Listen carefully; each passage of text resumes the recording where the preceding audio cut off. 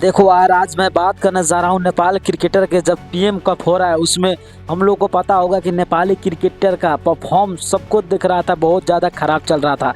मगर CWC league से पहले जब पीएम कप हुआ उसमें नेपाल क्रिकेट टीम का अगर परफॉर्म का बात करें, दीपेंद्र सिंह, चाहे ललित राजवंशी, कुशल भुतेल, यानी कि जितना भी खिलाड़ी है भाई, सबका अगर बात करें तो भाई पीएम कप में अपना जलवा बिखेर रहे हैं। मगर सब लगातार अपना अच्छा परफॉर्म कर रहे हैं।